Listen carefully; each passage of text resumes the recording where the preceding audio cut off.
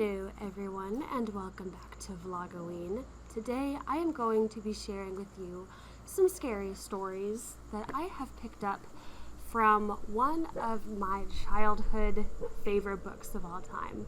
So I'm out in the middle of the night, it's kind of creepy, the wind is blowing ever so slightly, there's a slight chill in the air, and it's pretty spooky, definitely more spooky than just reading this alone in my bedroom. So I figured I used to read these books when I was a kid, and all of my friends and I would gather around and we would turn all the lights off and we'd scare each other half to death by reading these stories to each other. So I wanted to recreate that feeling with you guys here tonight. So I hope you guys are in a dark room all by yourselves. Pull the covers up close because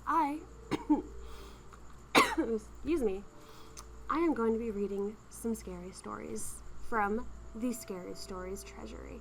So let's begin. So our first story is called Something Was Wrong. One morning, John Sullivan found himself walking along the street downtown. He could not explain what he was doing there or how he got there, or where he had been earlier. He didn't even know what time it was.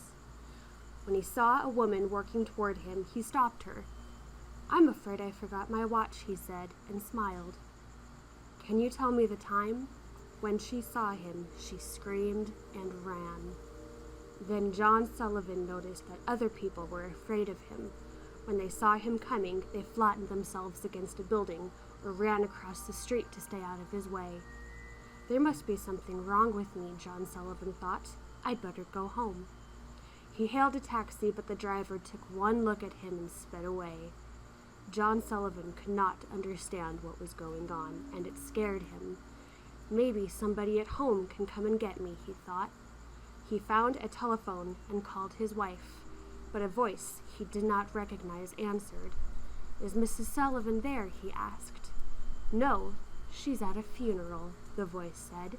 "Mr. Sullivan was killed yesterday in an accident downtown." Ooh, he was dead the whole time. Ooh, I love ghost stories. So, we're going to move on to story number 2. This one is called The Voice. Ellen had just fallen asleep when she heard a strange voice. "Ellen," it whispered, "I am coming up the stairs. Now I am on the first step, and now I am on the second step." Ellen got scared and called her parents, but they didn't hear her and they didn't come. Then the voice whispered, "Ellen, I'm on the top step. Now I'm in the hall. Now I'm outside your room." Then it whispered, "I'm standing right next to your bed. And then I've got you." Ellen screamed and the voice stopped. Her father rushed into the room and turned on the light. "Somebody's in here," Ellen said. But they looked and looked and nobody was there. So who was the voice? That one creeped me out. I liked that one a lot. Alright, and now for our last story. This one is called Thump.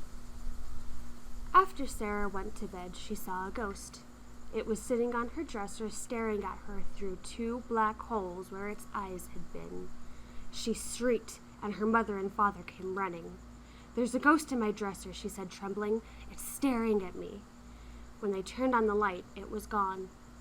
"You were having a bad dream," her father said. "Now go to sleep." But after they left, there it was again, sitting on her dresser, staring at her. She pulled the blanket over her head and fell asleep. The next night, the ghost was back. It was up on the ceiling, staring down at her. When Sarah saw it, she screamed. Again, her mother and father came running.